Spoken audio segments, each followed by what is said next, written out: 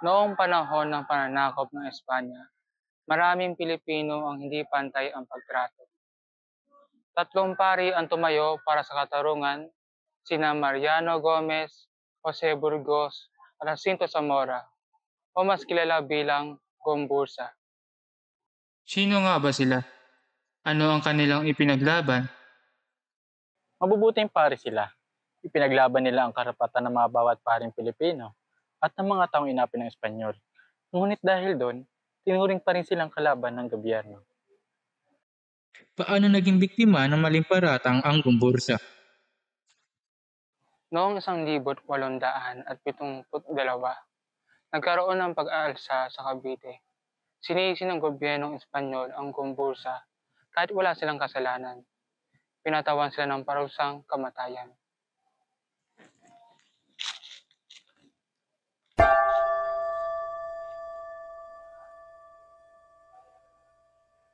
Ano ang naging hatol sa kanila? Paano sila binigyan ng parusa?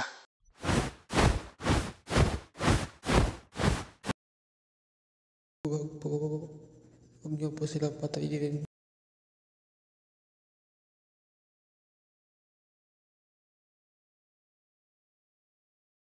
Patayin sila.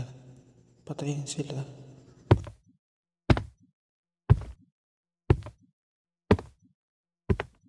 Wala po silang kasalanan.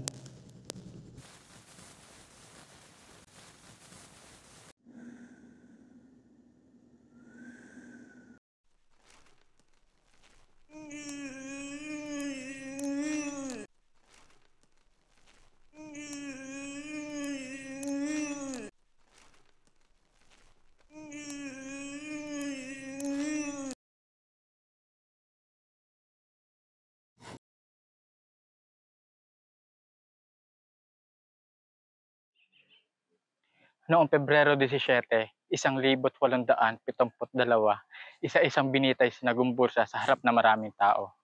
At sa kanilang huling sandali, may iniwang makapangyarihang salita. Ayon kay Padre Burgos, ang aming kamatayan ay hindi sayang, kundi simula ng bagong pag-asa. Ano ang epekto ng kanilang kamatayan sa mga Pilipino?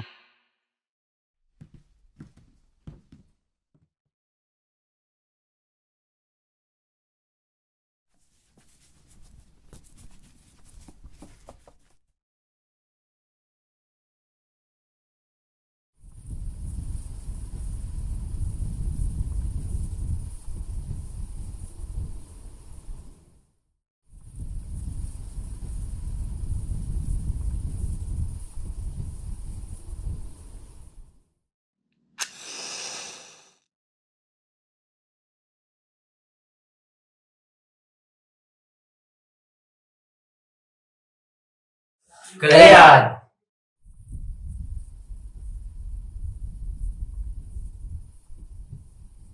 Punitin na ang sedula!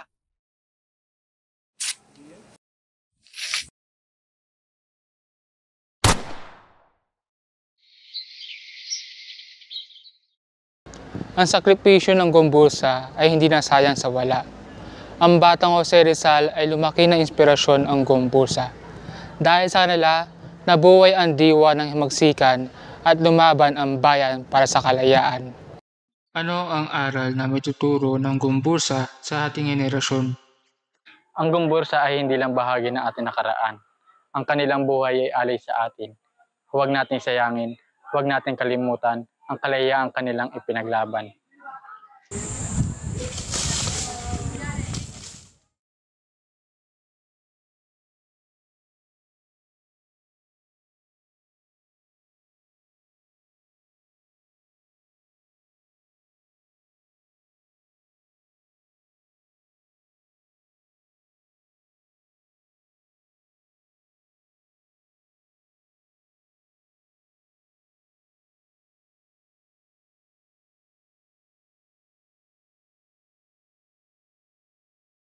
Kayo, paano niyo ipaglalaban ang inyong bayan?